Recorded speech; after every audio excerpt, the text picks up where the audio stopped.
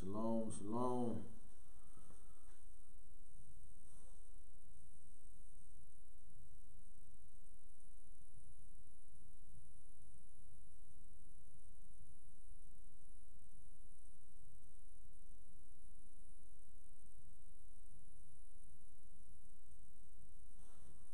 Let me see here.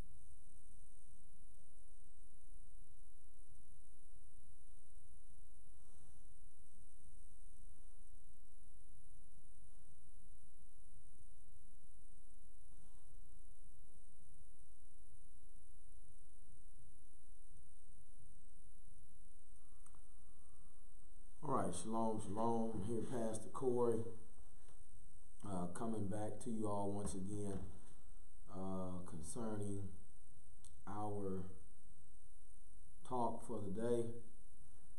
And, I want to readdress where we left off the last time with, our pre-talk for what happened to the daughter of Zion, or the daughters of Zion for that much.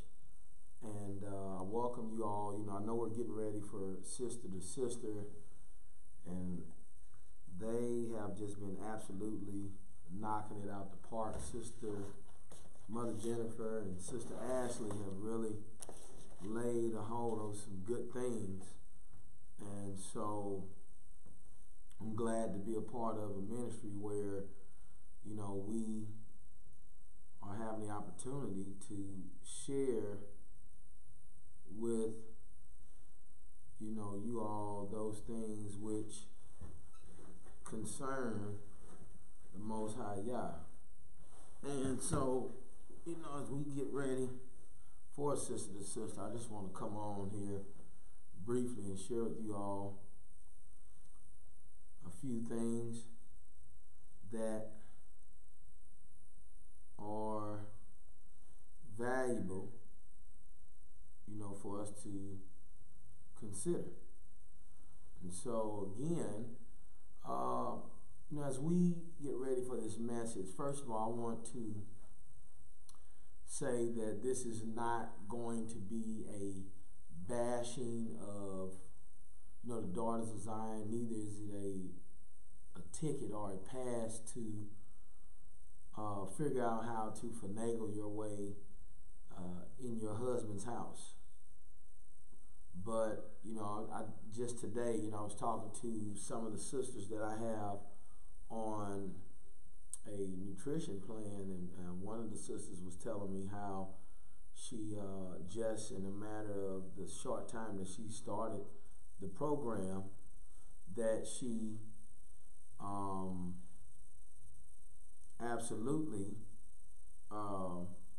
let me see if I can get that volume up for you guys. Let's see here. How's that sound? Is that better? You guys comment and let me know. I think that should be a lot better for you. All right. But anyway, she was just excited about how she's already, cutting weight. I'm excited that she's cutting weight. Why? Because, you know, we are in the position to see her confidence go up as a woman. And that's what we're talking about, you know, is that the daughters of Zion have been beat down so much. And I mean, just beat down and beat down and beat down, and it's amazing. And I'm excited that we have opportunity to touch bases with what we're going to talk about. You know, I want to read something, you know, because this is not going to be long. I know it's 5:10, and I know Mother Jennifer and Sister Ashley are getting ready, and the sisters are getting ready to tune in to that. But I just wanted to come on again and encourage you all to be present on Sabbath once Pastor Dow gets done. We'll be going live at 4 p.m. And hopefully, you know, we'll be on the Pastor Charles Dow page as well as the Straightway Kansas City YouTube page. I know we've been trying to get that figured out over there with the internet at the place that we usually rent out when we come into the city. But I want to read this out of Proverbs 31, and this is verse 10 through 12. And it says, who can find a virtuous woman? Who can find? For her price is far above rubies. Okay, let's stop right there. It says her price. So first of all, you know, as I look at that, that puts me in the mindset of knowing that I get to take ownership of the one who I'm going to put my trust in, my heart, my inner workings of my house, you know, those types of things. And the question is, who can find that type of woman? And it is hard to find, you know. Oh man, we were looking at some of those pictures, and clearly, I know, you know, when I bring some of these up on Sabbath, clearly, men, these are not women that you want to bring into your home. You don't want them in your house, all right?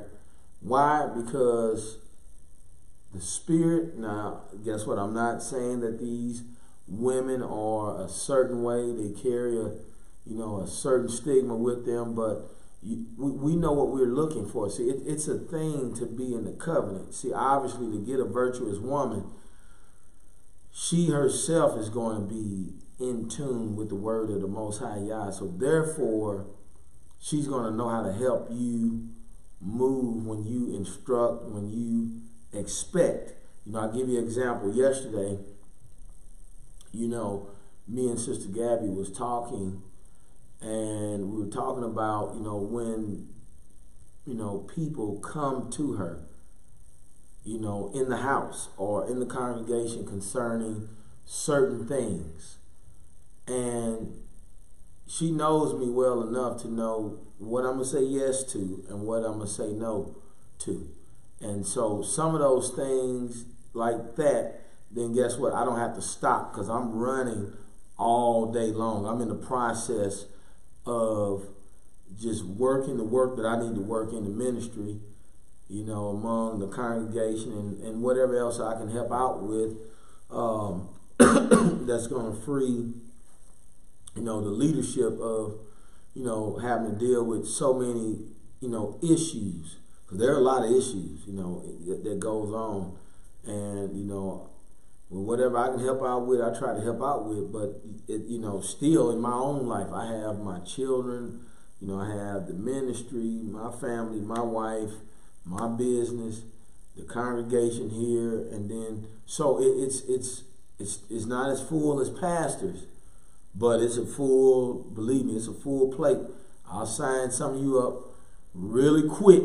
And, you know, you'll find out that, I need to take a few steps down because this is not something that I want to take on. But the good thing is that when you find a virtuous woman, you know, I find myself, you know, in positions where my wife is able to handle those things, like, paying bills, or if someone comes upstairs to, bring in bill money, or, just things that she can handle that I don't have to get calls about. Also, I don't have to worry about me being at the gym and, somebody knocks on my door as soon as I leave. I remember I had a gentleman, a guy, that went to college with me long ago. And I remember when he and her, they moved to Iowa. And I talked to him and I said, I asked him if he was still married. And he's like, no, man, it got pretty crazy. And I was like, what do you mean? He said, well, the guy 2 houses down across the street was sleeping with my wife, when I was going to work. And I was like, really? And the thing about it is, she was like that in college. You knew that because the track record, the history showed, and so these are the things that that we have to begin to erase, because now what about that lady? Now, what status is she in?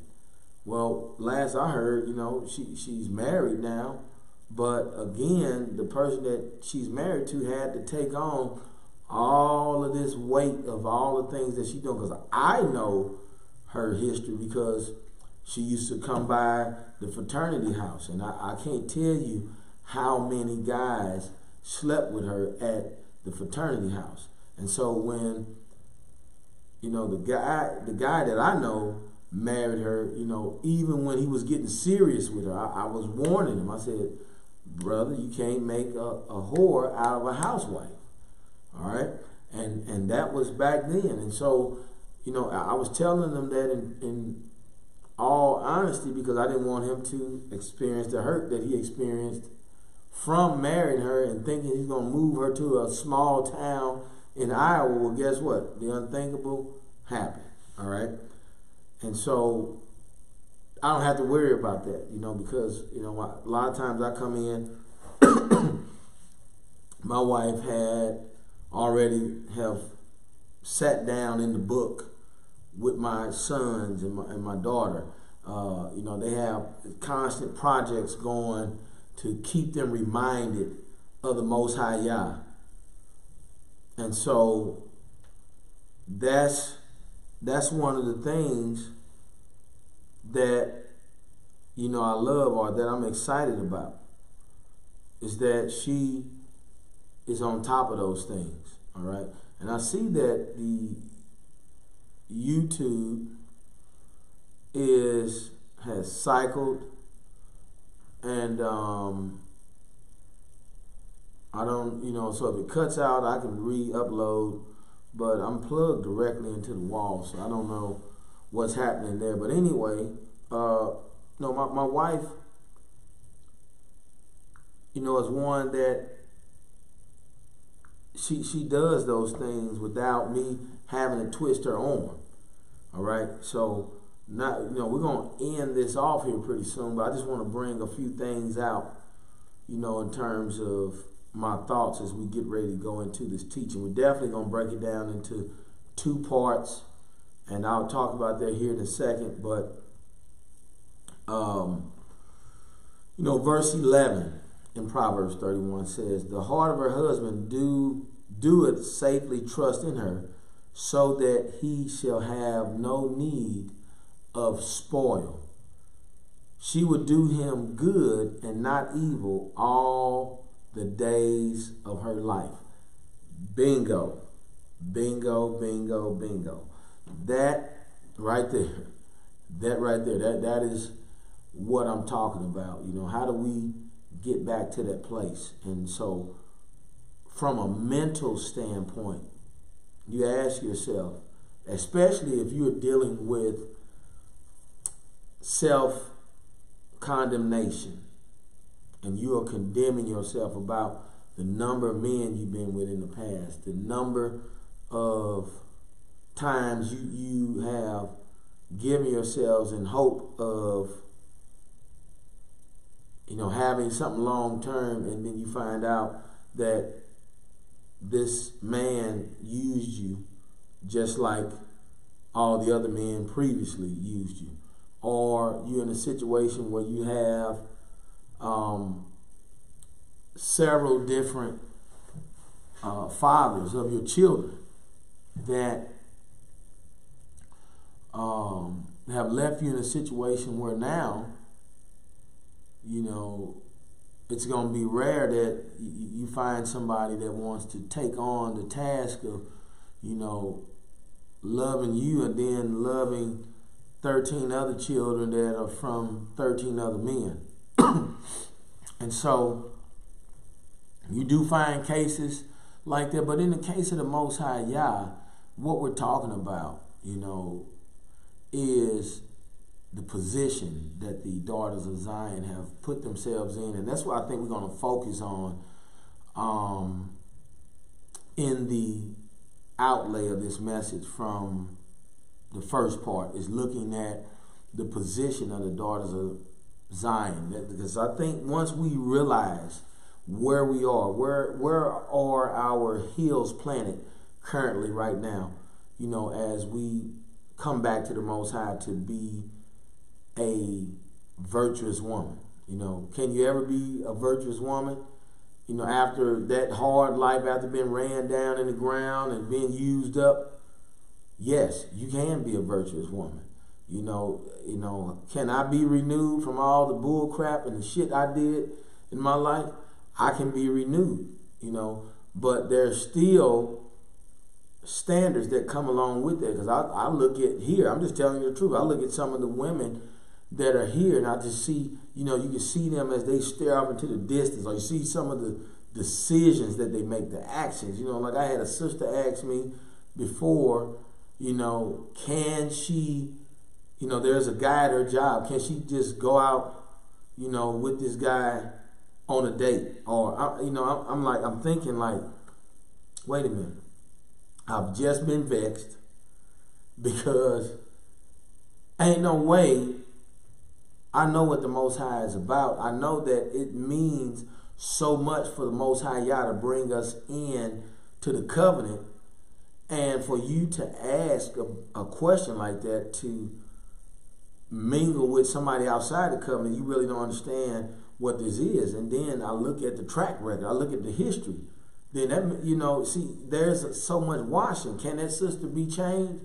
Yeah, but what, you know, you've been here for a while. You've been here for a long time, and so there you shouldn't even be in that thought process, you know. And I know for a lot of us, regeneration takes a long time because of where we've been.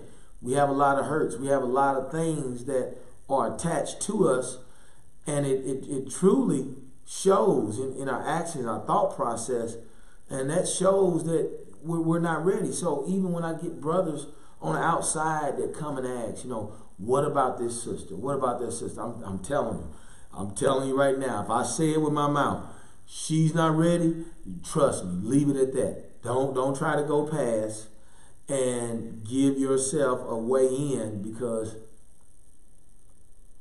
you know, it's just not going to work if this woman haven't been renewed and her heart hasn't really been turned. Because, see, to me, what should be done in all cases when you come to the Most High Yah is the washing and the putting away of the old person. And once you see that, then there's a certain fruit that's going to be produced in this life that you're living versus the life that you lived previously. And so people are, you know, they don't understand that. So when we go out and we look at, you know, like, and I'll say this, and we'll get ready to be done. But, you know, I was watching a video today where there were two African American or black or Israelite sisters, however you want to put it, All right. They were walking down the street and someone pulled a gun on them. And so they said something back to the guy that pulled the gun out on them. And, excuse me, they called the police. Well, what ended up happening, the people that called the police was taken down. And me and my Isha was talking this morning. See, that's one of the even more so the reasons to get out of the cities, to get our daughters away from those types of things. And the predicament that she was in was that your children are at home by themselves, and they are going to be without a parent while they arrested her, because the guy kept threatening the lady that if you keep talking, I'm going to arrest you. And so she ended up being arrested. And all she was trying to do said, I have a sick child in the house. I called the police because obviously this wasn't right. And I had a gun pulled on me, but I'm sitting here trying to explain the story to you. And you want to arrest me. So again, look at the predicament that she's in. You know, look at how a lot of these sisters come out of the world with these things on them. All right? And so that is one of those things that we have to make sure that we reposition our thought process, we reposition our mind, because otherwise that reproach that we're going to be dealing with is going to be something that is going to be a long-term stain or blemish on someone's mind or their garment or their person because of the predicament that they're in. And I look at the hurt. And so hopefully when we bring to light some of these things this coming Sabbath, that you all will begin to take note, research, look into some of these things, even search your own soul, your own self, so that we can begin to be set free of these things that are weight. You know, as I close this out, you know, it's a song reminded me of way back in the world called Bag Lady. I used to wonder what that was about long ago, but as you know, time went on, I began to understand what those bags are. And this is the one place where you can come and begin to release those bags and get rid of them. And, you know, all is well. Hey, you all have a great evening. Get ready for Sisters to Sister broadcast. We're looking forward to it, Mother Jennifer and Sister Ashley. And we'll see you all this Sabbath. Shalom, shalom.